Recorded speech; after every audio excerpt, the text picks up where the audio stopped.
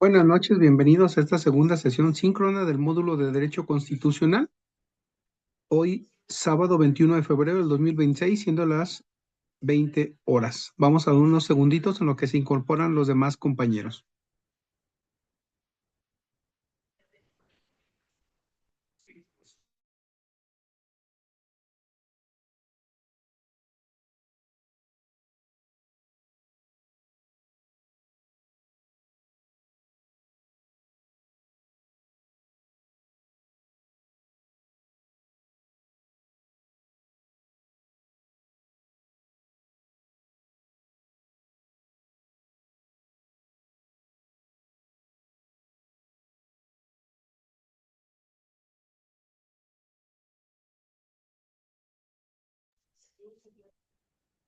Buenas noches, bienvenidos a esta segunda sesión síncrona del módulo de Derecho Constitucional.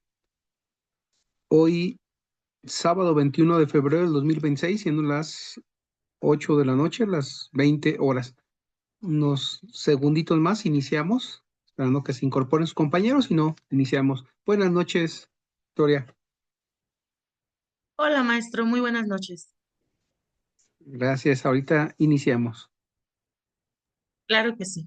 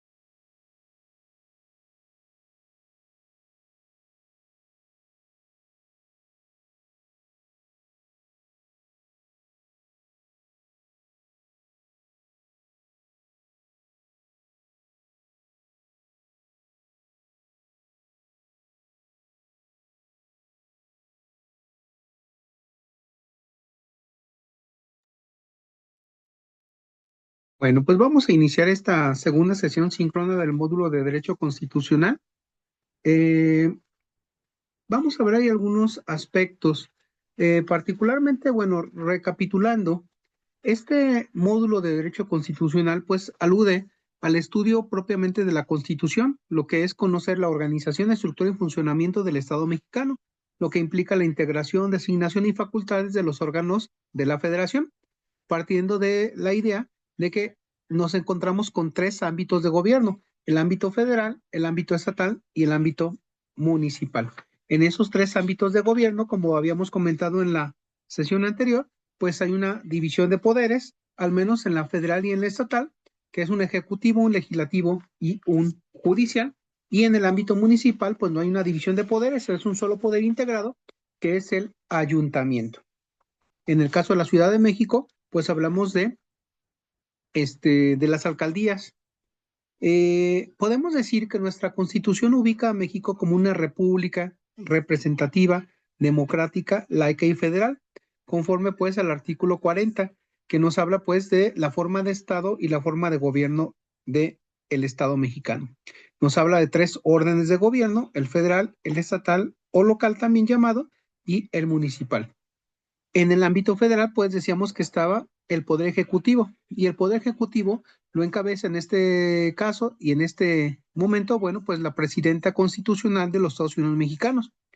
Para ser presidente de los Estados Unidos mexicanos se requiere tener 35 años cumplidos al día de la elección, y el periodo de duración es de 6 años, por eso se le conoce como el sexenio, dura 6 años. Inicia en el cargo el 1 de octubre de cada 6 años. En esta ocasión, inició el 1 de octubre la presidenta Claudia Sheinbaum Pardo, pero anteriormente iniciaba en el 1 de diciembre de cada 6 años. Se adelantó pues para que hubiera tiempo para que pudiera organizar el proyecto del presupuesto de egresos de la Federación y la ley de ingresos para planear el gasto del primer año. En el caso dado de que quien resulte electo no se presente, o bien si la falta no es mayor de 60 días, se nombra un presidente provisional Si la falta es por un periodo no mayor de 60 días, está como presidente provisional por ministerio de ley, porque así lo establece la Constitución, el secretario, en este caso la Secretaría de Gobernación. Si la falta de la presidenta, en este caso, por ejemplo, ocurriera dentro de los 2 primeros años, se nombraría una presidenta o presidente interino, quien convocaría elecciones dentro del periodo de los 7 a 9 meses siguientes a que asumiera el cargo, si la falta ocurre dentro de los 2 primeros años. Si la falta definitiva del titular del Ejecutivo, me refiero en este caso a la presidenta, ocurre en los últimos 4 años, se nombra a un presidente o presidenta sustituto que va a concluir el sexenio.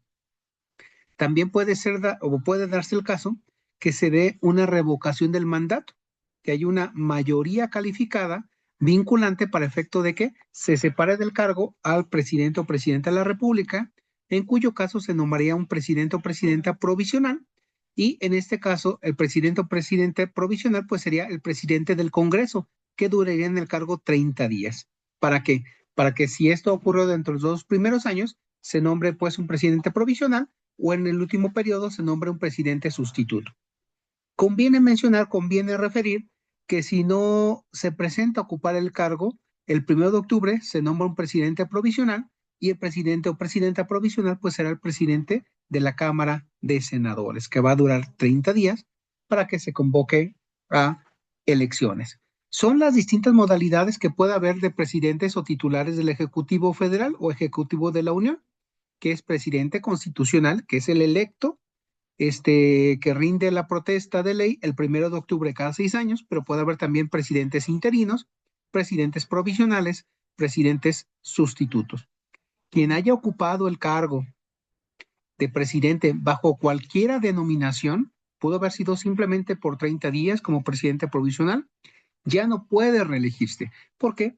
Porque esto es pues un reducto de aquel pasado histórico que se tuvo con el entonces presidente Porfirio de la Cruz Díaz Mori, el presidente Porfirio Díaz en ese entonces. Bueno, porque él paradójicamente inició con la premisa del sufragio efectivo, no reelección. Sin embargo, ya después, por no convenir hacia sus intereses, pues tuvo sendas reelecciones. Que hubo aspectos positivos. Lo cierto es que el saldo a final de su mandato, de su periodo, pues no justificó pues ese control del poder que hizo en detrimento pues del pueblo mexicano. No obstante que sí hubo varias cosas que hay que reconocerle en cuestiones de infraestructura ferroviaria, construcciones, algunas instituciones que realizó, y bueno, pues la historia lo está juzgando como tal. Algunos que están a favor, algunos que están en contra. Independientemente de eso, sin meterme tanto a temas históricos, bueno, pues estaba refiriendo pues que el Ejecutivo Federal, que es la presidenta o presidente de la República, es el titular de la Administración Pública Federal. Es decir, no está solo o sola la presidenta de la República, sino que hay una administración pública federal que puede ser centralizada y puede ser descentralizada. La centralizada pues son las secretarías de Estado. Las secretarías de Estado, ¿cuáles son? Pues la Secretaría de Gobernación, la Secretaría de Relaciones Exteriores, de Defensa Nacional, de Marina, de Seguridad y Protección Ciudadana, de Hacienda y Crédito Público, de la Función Pública, de Salud, de Desarrollo Agrario, Territorial y Urbano, de Cultura, de Turismo, la Consejería Jurídica del Ejecutivo Federal, la Secretaría del Bienestar, de Medio Ambiente y Recursos Naturales, de Energía, de Economía, Agricultura y Desarrollo Rural, de Infraestructura, Comunicaciones y Transportes, así como la de Educación Pública y la del Trabajo y Previsión Social. Esa secretaría es la Administración Pública centralizada. Quien encabeza cada una de estas secretarías, pues es el titular, que es el secretario. Para ser secretario se debe tener 25 años cumplidos. Para ser presidente, 35 años cumplidos. Entonces, dentro de cada una de las secretarías, a la cabeza está el secretario. Debajo del secretario, pues hay un jefe de su oficina, hay un titular de asuntos jurídicos, un órgano interno de control, una área de comunicación social y una área de transparencia. Debajo de ese staff que tiene el secretario, está un subsecretario o varios subsecretarios, directores generales, directores de área, coordinadores y jefes. Todo eso se le conoce como la burocracia, que es quienes ejercen el poder detrás de esos escritorios y ejercen esas funciones que le tienen conferidas de acuerdo pues con el texto de ley, que es la Constitución o la norma que regule cada una de las entidades o dependencias. Frente a esa administración pública federal centralizada, hay otra administración pública federal descentralizada, que son también las llamadas paraestatales. En estas paraestatales, quien está a la cabeza de cada una de ellas es un consejo directivo o una junta directiva y ellos nombran a un director general. ¿Director general de qué? Pues de empresas paraestatales, de empresas productivas del Estado, fideicomisos, como por ejemplo, empresas como Comisión Federal de Electricidad, como por ejemplo Pemex, como por ejemplo la Casa de Moneda, la Conducef, el IPAF, la Lotería Nacional, la Comisión Nacional Forestal. Hay otra empresa que es Litio para México, el Instituto Mexicano de la Propiedad Industrial, la Profeco, Aeropuertos y Servicios Auxiliares. Hay un instituto que surgió en el sexenio anterior que se llama Instituto para Devolver al Pueblo lo Robado, la Agencia Espacial Mexicana, Caminos y Puentes Mexicanos, CAPUFE, Servicio Postal Mexicano, CEPOMEX, Fondo de Cultura Económica, etcétera. Hay varias empresas que se dedican para atender un tema en particular, tema ferroviario, tema de carreteras, tema de aeropuertos, casa de moneda, protección al consumidor, petroquímica, energía eléctrica. Entonces, esas son las llamadas empresas paraestatales o descentralizadas. Y estas, por ejemplo, IMSS, ISSSTE, CFE, etcétera, están sectorizadas dependiendo de su tema a la secretaría que corresponda. Me explico. Dentro de la Administración Pública Centralizada está, por ejemplo, la Secretaría de Salud. Y frente a la Secretaría de Salud están las descentralizadas, como por ejemplo el IMSS, el ISSSTE. Estos institutos están sectorizados, es decir, están coordinados por la Secretaría de Salud, por ejemplo. Está la Secretaría de Economía. Frente a la Secretaría de Economía, pues está, por ejemplo, la Profeco o el Instituto de Protección del Ahorro Bancario y están sectorizados a la Secretaría de Economía. O, por ejemplo, la Secretaría de Comunicaciones y Transportes, está el Caminos y Puentes Federales, Servicio Postal Mexicano, están sectorizados a esa área. O, por ejemplo, la Secretaría de Energía tiene la coordinación o tutela de las empresas como Pemex o CFE.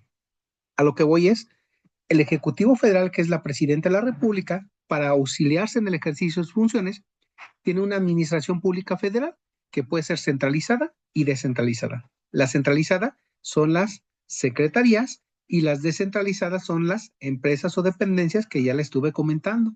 Y esas van a estar interconectadas para poder trabajar de manera conjunta, para poder cumplir con las atribuciones, con las competencias que tiene que desahogar la Presidencia de la República. No sé si tengas alguna pregunta, Victoria, al respecto. No sé si tengas alguna duda. No, maestro, estoy confirmando toda la información que estuve leyendo toda la semana, pues con lo que usted está mencionando. Entonces creo que voy clara. Muchas gracias. No, muchas gracias, Victoria. Bueno, esta Administración Pública Central y Descentralizada también se le suele conocer o llamar como el gabinete legal y el gabinete ampliado. El gabinete legal son las secretarías, gabinete ampliado son las descentralizadas o paraestatales.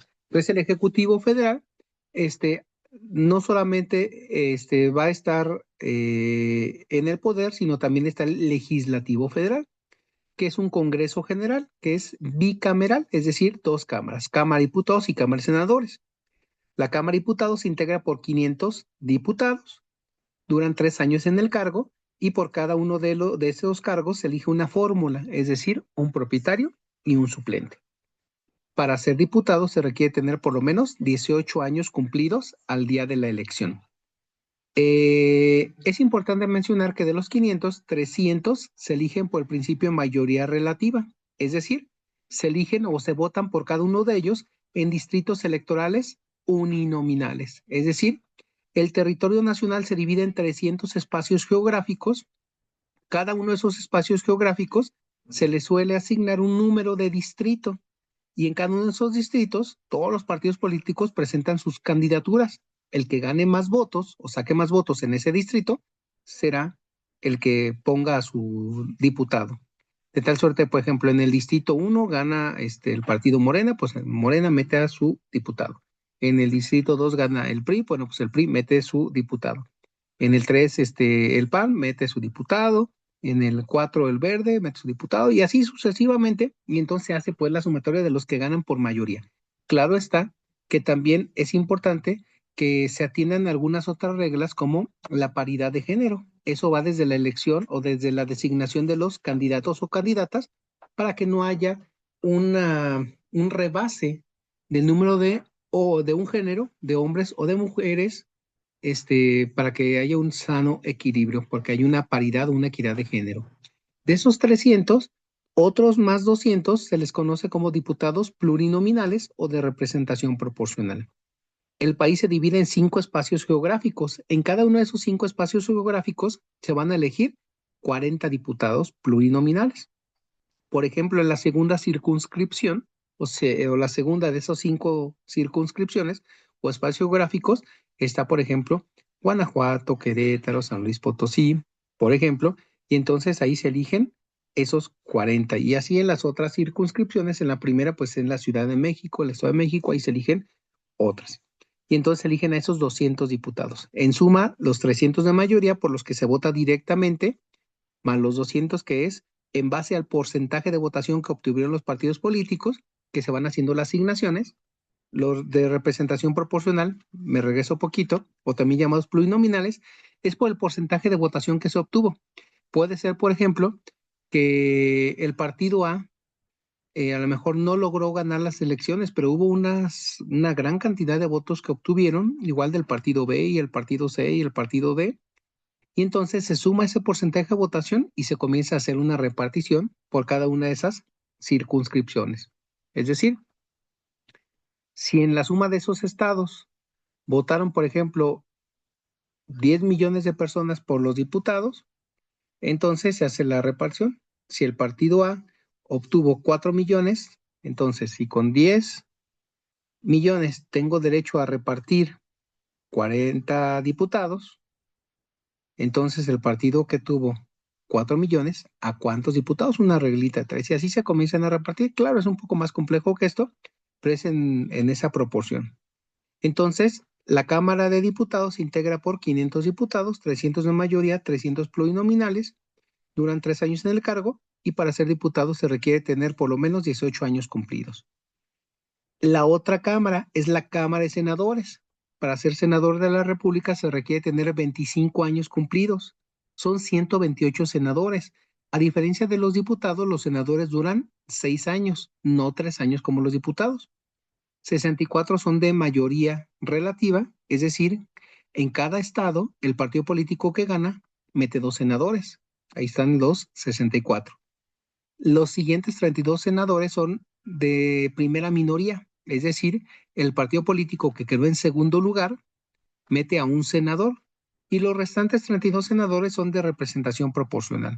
Se hace la sumatoria de votos obtenidos emitidos por senadores, por ejemplo, votaron 40 millones de mexicanos por senadores, entonces, si con 40 millones de votos tenemos para repartir 32 senadores, el partido A que obtuvo 9 millones, ¿a cuántos senadores tiene derecho? El partido B con 7 millones, ¿a cuántos tiene derecho? Y así sucesivamente se van integrando los grupos hacia el interior de las cámaras. A grosso modo, podemos decir que los diputados se encargan de asuntos de derecho local no de derecho local, de derecho interno, en tanto que los senadores se encargan de derecho internacional. Los diputados representan a la población que votó por ellos en cada uno de los distritos y los senadores representan no directamente a la población, representan a las entidades federativas, a cada una de las entidades federativas, más o menos en esa proporción. Y estos senadores funcionan en asambleas o en reuniones donde discuten, donde analizan pues esas iniciativas de ley, valga la redundancia.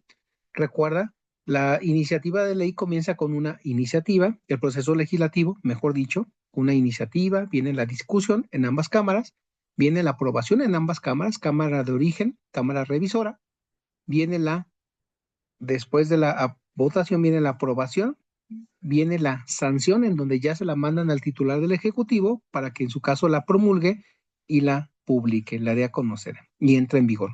Si es reforma constitucional, además de la aprobación calificada de ambas cámaras, se requiere la mayoría de los congresos locales. Eso es de acuerdo con el artículo 135 de la Constitución. Y entonces, pues ellos tienen periodos para estar sesionando. El primer periodo comienza del 1 de septiembre al 15 de diciembre. Si ese año entra la presidenta o presidente de la República, la sesión va del 1 de septiembre hasta el 31 de diciembre. Y el segundo periodo de sesiones comienza el 1 de febrero y termina el 30 de abril. El 1 de febrero entonces iniciaron sesiones.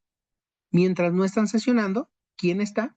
Pues está la comisión permanente. La comisión permanente se integra por 37 legisladores, 19 diputados, 18 senadores.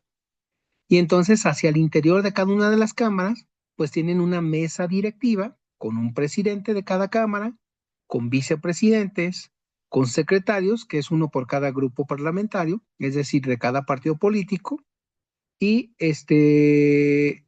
pues ellos son los que están ejerciendo su función hacia el interior de las cámaras. Y hacia el interior de las cámaras hay comisiones, 43 comisiones ordinarias y puede haber otras comisiones extraordinarias. ¿Cómo que comisiones? La Comisión de Salud, la Comisión de Educación, la Comisión de Seguridad, la Comisión de Agricultura. Cada uno de los legisladores se va a apuntar, va a decir, yo quiero estar en esa comisión, y entonces lo van a estar llamando. ¿Por qué? Porque a lo mejor es contador público, tiene conocimientos en la materia, bueno, se va a la Comisión de Hacienda. Legislador es penalista, es abogado y le sabe el tema de derecho penal, pues a lo mejor se va a la Comisión de Seguridad, o es criminólogo, o es médico, bueno, pues a la Comisión de Salud, y así se comienzan a distribuir cada quien pues de acuerdo con su perfil o su expertise, en su formación pues profesional, académica, laboral, en donde tengan su mayor experiencia, y ahí están trabajando para generar iniciativas de ley. Y es la forma de organizarse de la Cámara de Diputados y la Cámara de Senadores, que es juntas el Congreso General o el Congreso de la Unión. Frente a la Cámara de Diputados, Senadores y la Presidencia de la República hay otro poder, además del Ejecutivo y Legislativo, que es el Poder Judicial.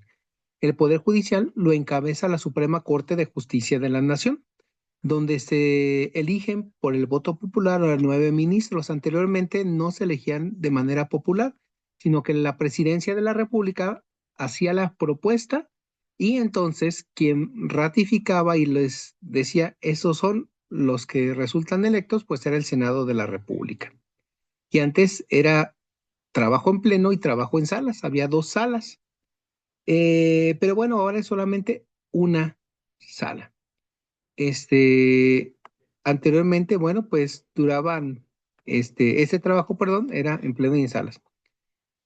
Conviene precisar que debajo de la Suprema Corte de Justicia de la Nación, pues está el Tribunal Electoral del Poder Judicial de la Federación con una sala superior en la Ciudad de México y 5 salas regionales. Esas 5 salas regionales son por las 5 áreas o las 5 zonas que se le conoce como circunscripciones o espacios territoriales. Entonces, en cada una hay un tribunal electoral del Poder Judicial de la Federación.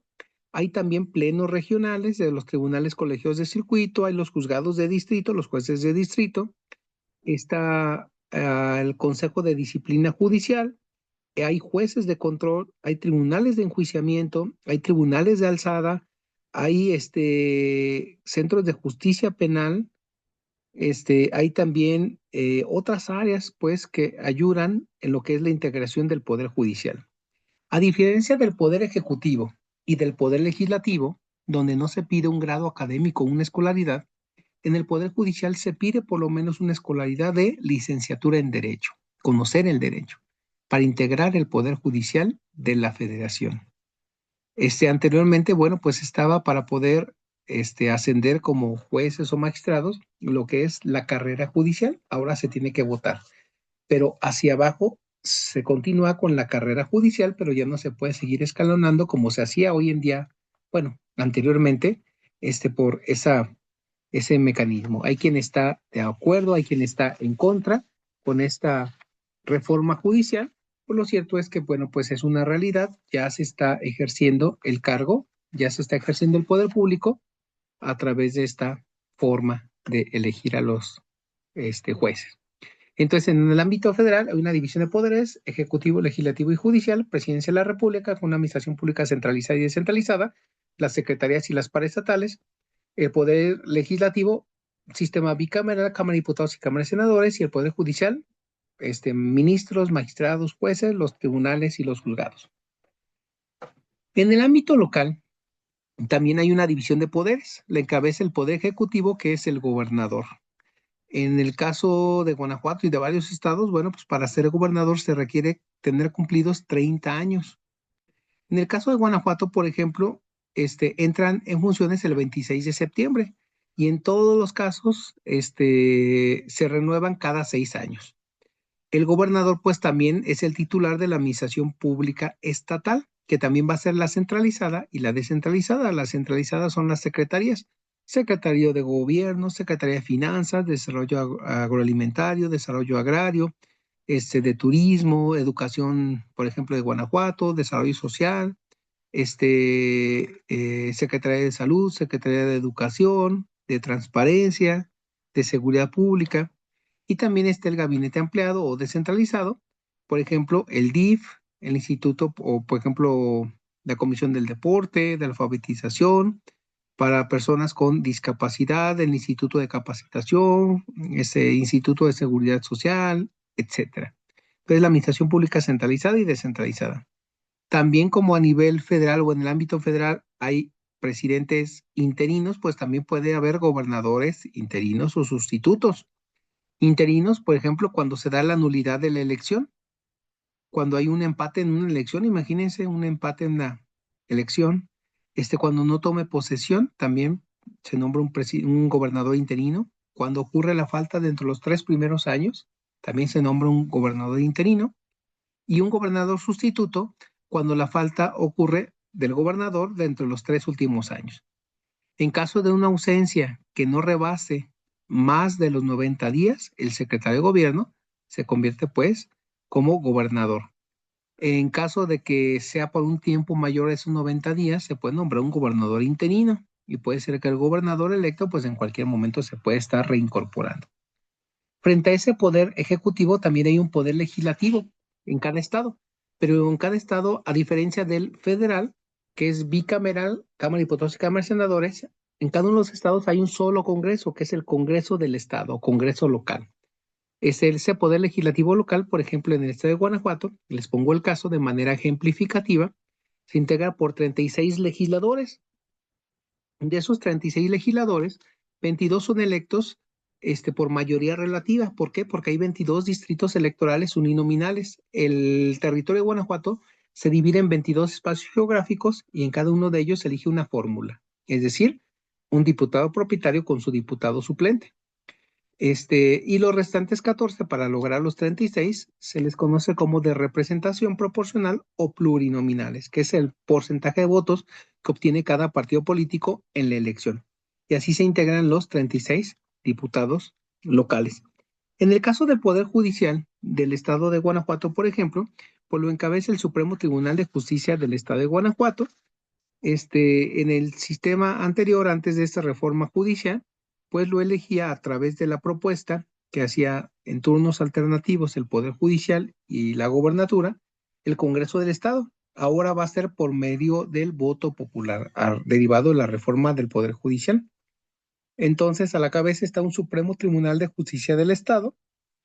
En el caso, por ejemplo, de Guanajuato, bueno, pues tenemos un presidente, bueno, en este caso una presidenta, magistrada presidenta. Hay 10 salas civiles, 10 salas penales. Hay también jueces, ¿sí? De segunda instancia, jueces menores civiles, jueces menores mixtos, jueces de extinción de dominio, de oralidad mercantil, de adolescentes, de impugnación para adolescentes, de oralidad para estos mismos adolescentes, oralidad familiar, juzgados o jueces laborales, de segunda instancia penal, de penales de partido, juzgados o juzgadores mixtos, de oralidad penal, de ejecución, y también habrá el tema de la justicia alternativa. Entonces, ese es en el ámbito local o estatal. Y en el ámbito municipal, no hay división de poderes como sí lo hay en el ámbito federal y en el ámbito estatal. En el ámbito municipal, como ya lo decía, está el ayuntamiento y este ayuntamiento pues se integra por presidente municipal o presidenta o también llamado alcalde o alcaldesa, un, este, uno o dos síndicos, los regidores, en el caso de Guanajuato, 8, 10 o 12 regidores, y esos son por representación proporcional, conforme al voto, al número de votos que obtuvo cada partido político. Y es como se va asignando la representación en ese supuesto. Hay algunas figuras de control constitucional lo que es el control de la constitucionalidad, ya que existen actos que pueden afectar la regularidad y el orden constitucional de México. Existen básicamente tres mecanismos de control constitucional: lo que es el juicio de amparo, lo que son las controversias constitucionales y lo que son las acciones de inconstitucionalidad. El juicio de amparo es un medio de control, es un juicio que tienen los particulares en contra de qué? En contra de los actos de autoridad con los que vulneran los derechos humanos de los particulares. Y las autoridades competentes para conocer de estos, pues es el Poder Judicial de la Federación a través de los juzgados de distrito, en donde puede haber dos tipos de amparos, lo que es el amparo directo y el amparo indirecto. El amparo indirecto es en contra de una violación a tus derechos humanos, pero que no sea definitiva, que no te haya causado un perjuicio definitivo. En tanto que un amparo directo es en contra de una afectación definitiva, como puede ser una sentencia que ya se te dictó en tu contra, ¿sí? Si es por un trámite, un procedimiento, un arresto, algo que no sea definitivo, pues va a ser el amparo indirecto. Además del amparo, del juicio de amparo, están las controversias constitucionales y las acciones de inconstitucionalidad. Las controversias constitucionales se dan cuando alguno de los poderes dicen que el otro poder está invadiendo su competencia, sus atribuciones, y entonces van a revisar en el caso particular quién es el que tiene la razón. Y ahí quien va a conocer de esta controversia constitucional, pues es la Suprema Corte de Justicia de la Nación. Le mandan el tema para que analice el tema y haga una presentación, una propuesta de sentencia a cada uno de los ministros. Entonces, bueno, se la mandan a un ministro que sería el ministro ponente y después lo presenta su estudio de ese tema a los demás compañeros ministros y ya le dan o no la razón. Y están también, además de las acciones, perdón, de las controversias constitucionales, las acciones de inconstitucionalidad.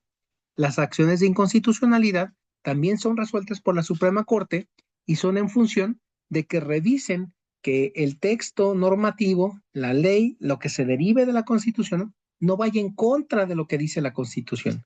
Porque una ley secundaria, una ley reglamentaria o una que se derive de la Constitución no puede ir en contra de la Constitución. Entonces eso está vinculado con la inconstitucionalidad y con las acciones de o las controversias constitucionales. Es muy importante que tengamos siempre en cuenta la supremacía constitucional y lo que se refiere particularmente al artículo 133 de la Constitución. Recuerden que la Constitución tiene 9 títulos y tiene 136 artículos. En el artículo 133 nos dice: esta Constitución, las leyes que emita el Congreso de la Unión, que emanen de ella, y todos los tratados internacionales, los que estén de acuerdo con la propia Constitución, celebrar y que se celebren por el presidente de la República y con la aprobación del Senado, será ley suprema de toda la Unión. Entonces, en ese rango se encuentra la Constitución General de la República, los tratados internacionales, las leyes federales y después los demás ordenamientos normativos. Y no pueden ir en contra de lo que establece la Constitución. Así puede haber entonces leyes o normas en el ámbito federal, en el ámbito estatal y en el ámbito municipal. Pero aún las normas del ámbito municipal, las del ámbito estatal y del ámbito federal no pueden ir en contra de nuestra norma suprema llamada Constitución Política de los Estados Unidos Mexicanos, donde es ese manual, ese instructivo que nos va a decir cómo funciona el sistema jurídico mexicano. Es importante mencionar que los derechos humanos contenidos en la Constitución y en los tratados internacionales constituyen el parámetro de control de regularidad constitucional. Es decir, todo el actuar de las autoridades deben de estar apegados al respeto de los derechos humanos. Pero cuando en la Constitución Federal, en la Constitución General de la República, hay una restricción expresa al ejercicio de los derechos humanos, se debe de estar a lo que establece el texto constitucional. Es decir, hay que buscar preservar el respeto a los derechos humanos. Y si hubiera alguna cuestión en donde se determine que hay un choque entre dos ejercicios de derechos humanos, quien lo va a resolver, quien lo va a interpretar, pues es la Suprema Corte de Justicia de la Nación. Particularmente en el reto 4, nos referimos pues a una nota que se refiere a algún tema que haya acontecido en donde haya sido necesario consultarle a la autoridad jurisdiccional o judicial que se pronuncie al respecto, para conocer quién tiene la razón y cómo se va a atender esa temática. Bueno, ¿cómo vas en tus retos, Victoria? ¿Hay alguna duda, algún tema? ¿En cuál reto vas? Voy muy bien, maestro. Voy al día, no voy atrasada. Ya he entregado los retos hasta el 5. Estoy por finalizar el 6 porque primero tengo que realizar las otras lecciones. Pero voy muy bien, gracias a su guía. La verdad ha sido muy importante y muy interesante todos los recursos que usted ha enviado. Entonces, creo que voy muy bien respecto al tema del caso 4 que usted menciona. Sí me fue un poco difícil de encontrar una noticia que fuera muy reciente, porque ya ve que usted y en la misma plataforma se pidió que fuera máximo un mes de antigüedad. Entonces, logré dar con la noticia, sí, batallé un poquito, pero logré dar con la noticia. Y pues fue un tema pues interesante y muy ad hoc, muy a lo del día de hoy, ¿no? Entonces, creo que pues voy bien, he obtenido buenas retroalimentaciones, entonces creo que voy bien. Tenía una duda, maestro, acerca de lo Sí. que usted menciona, sobre la Suprema Corte de Justicia de la Nación. Usted nos está comentando que está conformado por 9 ministros o ministras, pero en las infografías que nos dan de los recursos dice que son 11. 11, maestro. Entonces, me gustaría nada más para tener ese dato bien, en la mente y preciso. ¿Me podría, por favor, decir si son 9 u 11? Sí, correcto. Es un tema que ya reporté por ahí a la jefatura de la licenciatura. ¿Por qué? Porque no lo ¿Ah? actualizaron, no hicieron ahí por la adecuación, se lo solicité. Anteriormente se manejaban 11 ministros de la Corte. Sin embargo, con la reforma judicial se pasó de 11 a 9 ministros. Entonces, el Ah, día ok, de hoy perfecto. son 9 ministros. Perfecto, maestro. Pues muchas gracias. Yo en realidad pues no tengo dudas, me he dedicado a leer detenidamente todos los recursos que usted envió, además de los que tenemos en plataforma. Pues como le reitero, creo que voy bien. Muchas gracias y pues cualquier duda ahí lo estaré molestando por medio del chat. Muchas gracias, maestro. Al contrario, muchas gracias a ti, no es ninguna molestia.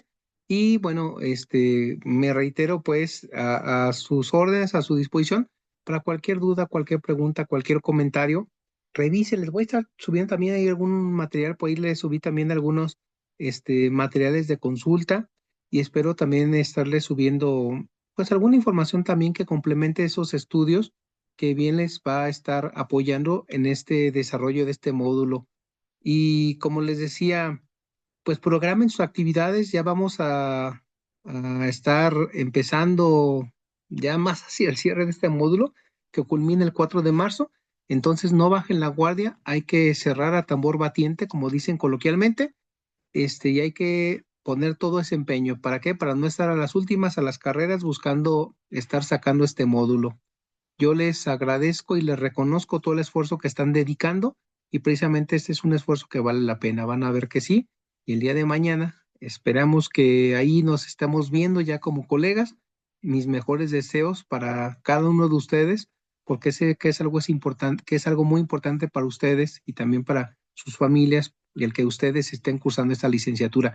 Cuenten conmigo y me reitero a la orden. Y pues realmente muchas gracias por haber estado en esta sesión. Muchas gracias, Victoria. Que pasen bonita noche, que descansen. Gracias a usted, maestro. Buenas noches. Gracias, buenas noches. Nos vemos.